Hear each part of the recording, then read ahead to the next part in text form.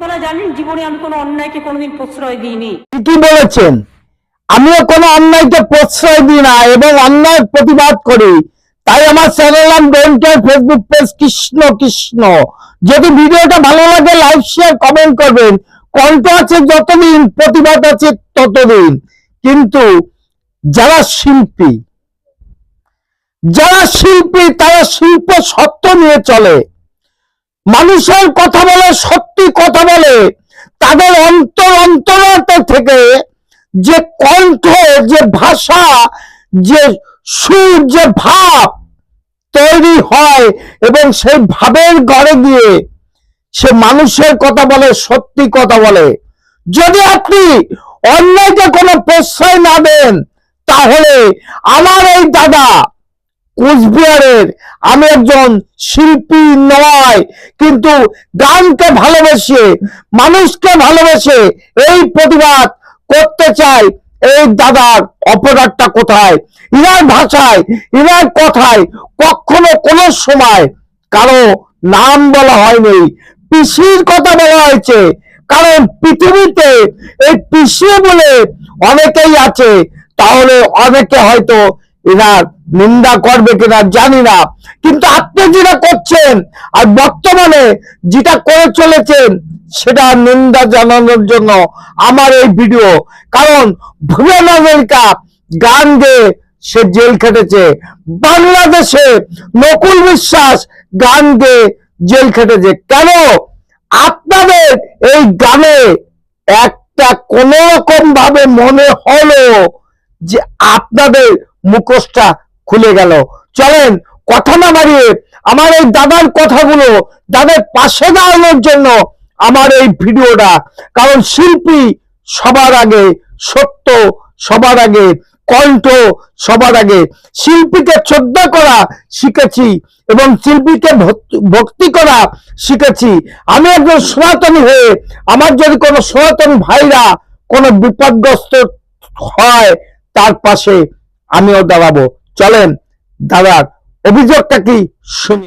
Subscriber আছেন তারা অফিসে যা ইচ্ছে তাই করছো চুরি, অফিসে যা ইচ্ছে তাই করছো চুরি।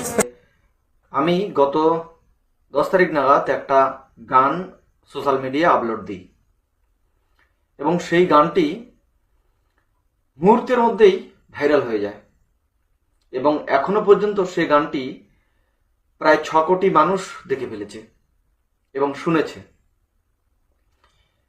এবার সমস্যাটা হলো গত পরশু দিন থেকে, অর্থাৎ 12 তারিখ 13 তারিখ থেকে আমার বাড়িতে পুলিশি উৎপীড়ন শুরু হয়। পুলিশ আসছে আমাদের বাড়িতে, এসে আমাকে খুঁজছে। ওই মুহূর্তে আমি বাড়িতে ছিলাম না। তো পুলিশের বক্তব্য হচ্ছে মনীন্দ্র কোথায়। যখন আমার বাড়ির লোকজন জিজ্ঞাসা করলো যে মনীন্দ্রকে কেন লাগবে বলুন, তখন ওনারা বলে যে মনীন্দ্র বর্মন গান আপলোড দিয়েছে, সেই গানটাকে ডিলিট করতে হবে এবং মনীন্দ্র বর্মনকে আমাদের সামনে নিয়ে আসুন, ওনাকে থানায় যেতে হবে। তো আমার বাড়ির থেকে তখন বাড়ির লোকজন বলেছে যে উনি কি অন্যায় করেছে, কি অভিযোগ আছে, আপনারা নোটিশ দিন। কিন্তু ওনারা কোনো এই কথার সদুত্তর দিতে পারেননি। শুধু আমার গান ডিলিট করতে হবে এবং আমাকে উঠাই নিয়ে যাবে, এরকম ধমকি দিয়ে যাচ্ছে। তো আমি গান আপলোড করেছি এবং আমি এতটুকু শিওর, আমি কাউকে নির্দিষ্ট করে কাউকে আঘাত বা আমার গানের মধ্যে বিশৃঙ্খলা সৃষ্টি হতে পারে এরকম কিচ্ছু নেই। আমি প্রচণ্ডভাবে চিন্তাগ্রস্ত, হতাশাগ্রস্ত যে আমার উপর কেন পুলিশ এরকম অন্যায় অত্যাচার করছে। প্রত্যেক দিন মানে মুহূর্তে মুহূর্তে পুলিশ আসছে আমার বাড়িতে, যেন এমনটা যেন মনে হয় যেন আমি কোনো বড় ক্রিমিনাল, আমি কোনো বড় অন্যায় করে ফেলেছি। ওনারা যদি কেস করে থাকে, এফআইআর করে থাকেন, তাহলে সে লিগ্যাল নোটিশ আমাকে দিলেই তো হয়। ওনারা সেটাও করছেন না। বারবার একটা বাড়িতে এসে ওনারা হানা দিচ্ছেন, একই কথা, মনীন্দ্রকে লাগবে, গান ডিলিট করতে লাগবে। তো আমার কথা হচ্ছে, আমি গান ডিলিট করব কেন? আপনাদের যদি কোনো, আমার গানে যদি কোনো ত্রুটি থাকে, তাহলে আপনারা লিগ্যাল নোটিশ দিন আমাকে। ওনারা সেটা করছেন না, সেটা তো আছেই। তারপরে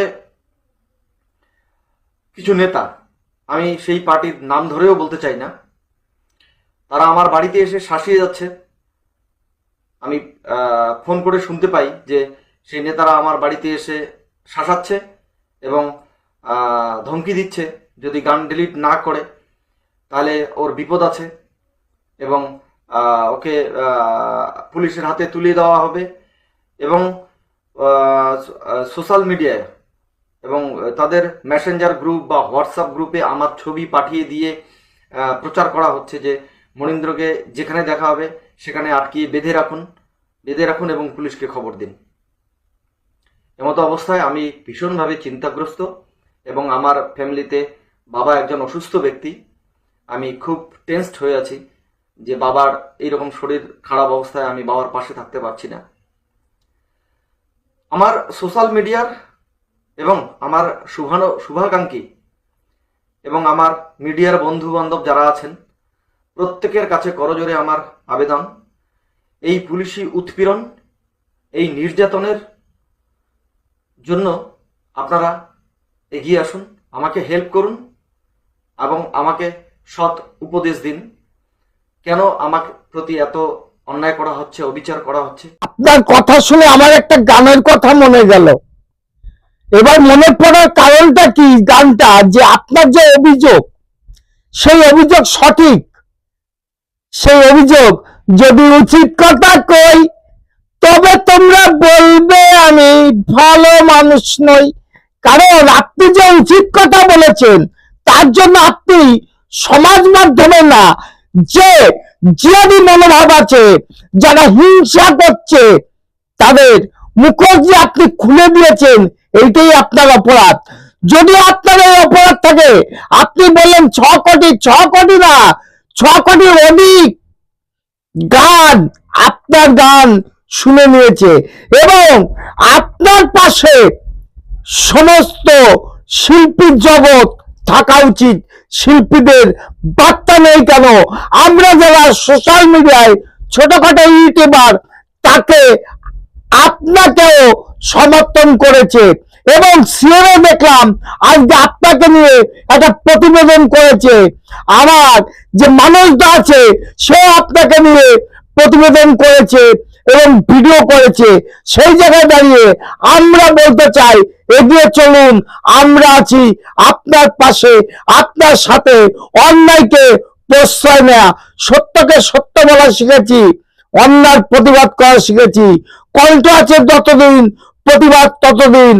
কোনোভাবে আমাদের দমাতে পারবে না, আমাদেরও কোনোভাবে কোন জায়গায় দুর্বলতা নেই।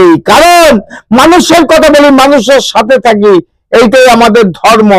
আমরা যারা ইউটিউবার আছি, নমস্কার, ভালো থাকবেন। আমার চ্যানেল নাম don't care, Facebook page Krishna Krishna. যদি সম্ভব হয় আমার এই দাদার পাশে এবং আমার এই দাদার সঙ্গে আপনার সাথ দেন। যদি ভিডিওটা ভালো লাগে লাইক শেয়ার কমেন্ট করবেন, আগামী দিনে একটু আশীর্বাদ করবেন। এই ধরনের দাদাদের পাশে যেন আমি থাকতে পারি। টাটা।